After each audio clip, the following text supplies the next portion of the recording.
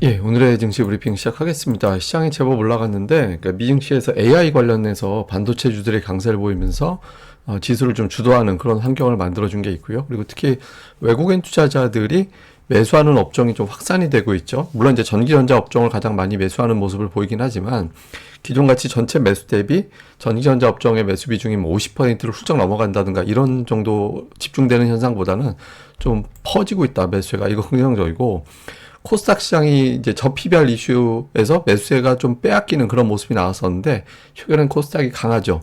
1개월 만에 처음으로 3일 연속해서 강세를 보이는 그런 흐름이 나왔고, 뭐 특징적으로는 이제 반도체, 제약, 증권 이런 종목군들, 물론 여기에는 또 저 밸류업 관련된 종목군들도 있지만 그렇지 않은 종목들도 움직이고 있잖아요. 그러니까 매수세가 좀 확산되고 있다는 점은 긍정적으로 평가해 볼 만한 것 같습니다. 시장이 올라갈 수 있었던 가장 결정적인 계기는 역시 반도체입니다.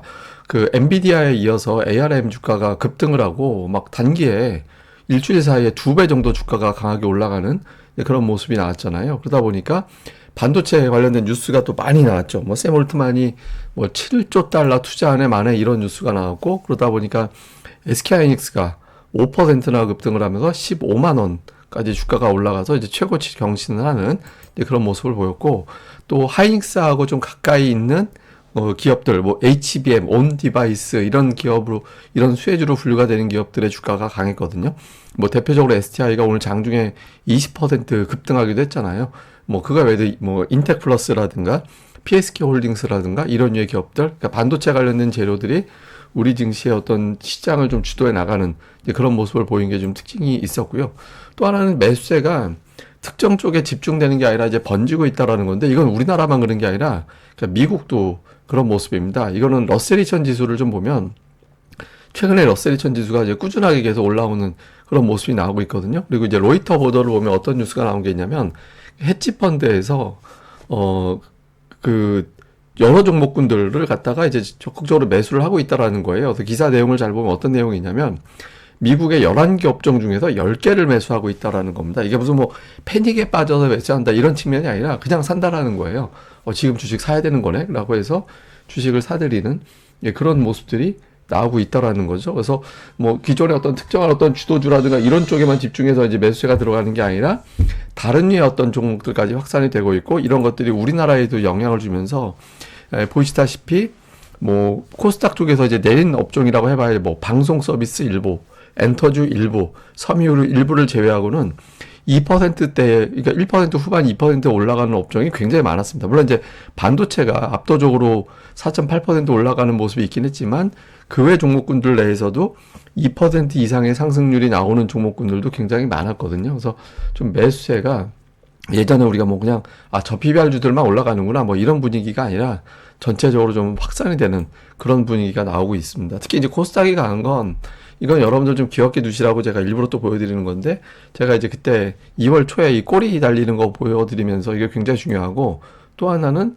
코스닥이 ADR상 바닥 과매도 쳤다 이 말씀 드린 적이 있잖아요. 그래서 저때 당시에 ADR 바닥하고 코스닥에 있는 아랫꼬리, 그러니까 쭉 하락하다가 저런 형태의 어떤 몸통보다 더 긴 아랫골이 나오고 그 다음에 상승 눌리고 또 상승 이런 패턴이 나오면은 그때가 바닥 친 걸로 보거든요. 근데 그때 겹친 게 ADR도 과매도 내려갔었잖아요. 그래서 시장이 과매도권에서 반응하고 있다라는 점에서 본다라면 뭐 조금 더 이제 종목 장세가 만들어질 여력은 있다. 그러니까 코스피는 ADR이 거의 100이 되는데 코스닥은 아직까지 90이 안 되거든요. 80대 중반 정도도 안 되는 수준이라서 코스닥 같은 경우는 이제 조금 더 종목 장세가 좀 펼쳐질 가능성이 있는데, 이제 다만 매수세를 많이 확산시키려면 이제 예탁금이 들어와야 되거든요. 그러니까 설 이후에 이런 시장 분위기가 예탁금을 끌어올 수 있느냐, 그러니까 이것도 상당히 좀 중요한 대목이다 이렇게 봐야 될 것 같습니다.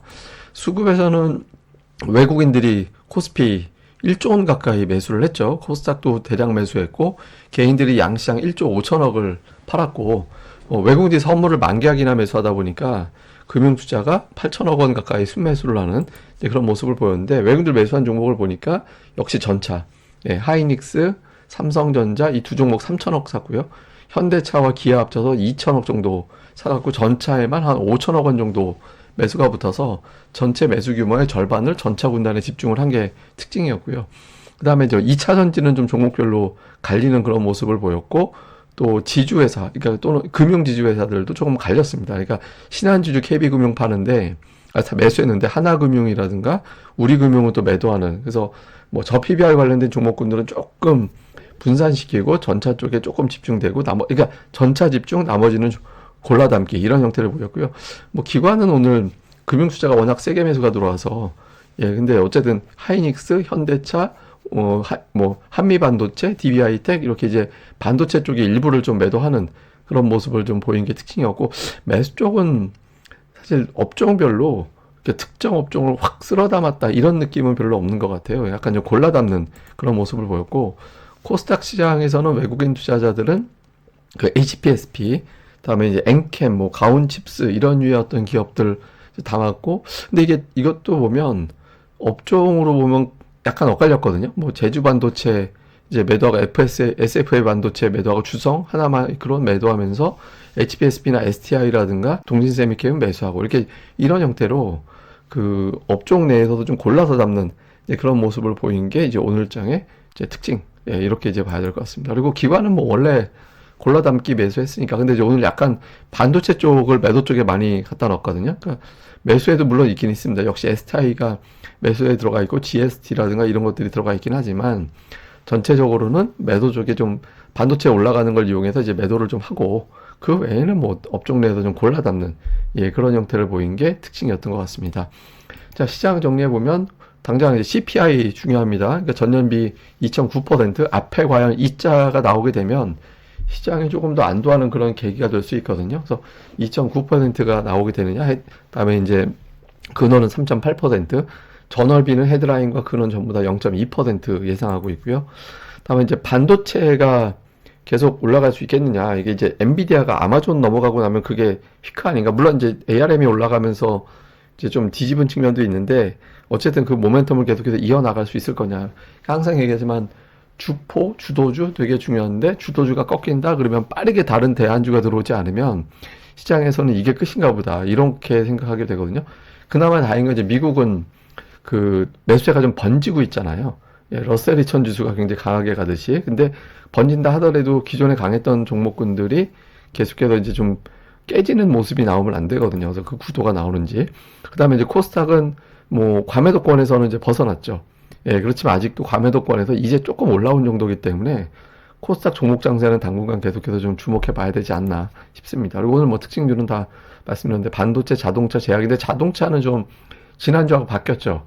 지난주 현대차가 강하고 기아가 약했는데 이번 주에는 좀 뒤집히는 이제 그런 모습을 보였고, 이걸 왜 이제 증권주가 오늘 또 추가적으로 지금 뭐 이렇게 활성화가 되면 이제 증권업종 같은 경우는 좀 주목을 받을 수도 있을 겁니다. 이런 것들도 주목을 좀 해봐야 될 것 같습니다.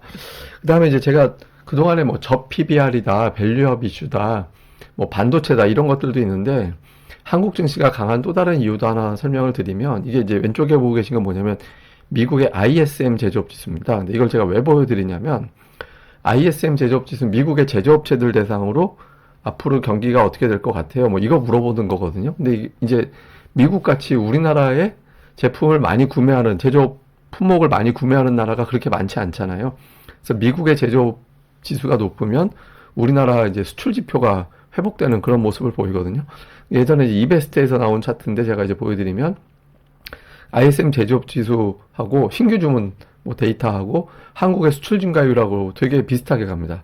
그리고 수출 증가율하고 코스피하고 되게 비슷하게 가거든요. 그래서 최근에 이제 ISM 제조업 지수가 이렇게 올라오는 각도를 보이잖아요. 그래서 저런 것들 때문에 우리 증시가 좀 살아나는 측면이 있다. 실제로 이제 그때 당시 나왔던 이 기사를 보면 우리나라의 어떤 수출 데이터가 이제 글로벌 경기를 설명을 한다. 근데 이게 이제 미국의 제조업 지표하고도 또 관련이 있다. 뭐 등 이런 얘기를 한 기사였거든요. 그래서 이런 것들 좀 감안해 본다라면 우리 증시 또 전차 군단이 최근에 강하고 움직임이 나오는 건 나름대로는 좀 설득력이 있는데, 근데 이게 결정적인 지표가 아직 안 돌아섰습니다. 그러니까 구리가 올라가야 돼요. 제조업이 정말 좋은 거라면 구리 가격이 올라가야 되거든요. 근데 이제 지금 중국 증시도 휴장이고 해서 어떨지 모르겠습니다만 향후에 이제 구리까지 움직이게 되면 조금 더 시장이 자신감을 갖게 될 텐데 향후에 좀 어떻게 움직이는지 봐야 될 것 같고요. 당장은 CPI가 중요합니다. CPI가 되게 중요하니까 그 숫자 어떻게 나오는지 숫자 결과에 따라서는 제가 또 내일 내용을 다시 또 설명드리도록 하겠습니다. 예, 그럼 감사합니다. 저는 또 다음에 뵙겠습니다. 이 방송 구독하기, 좋아요 꼭 부탁드립니다. 감사합니다.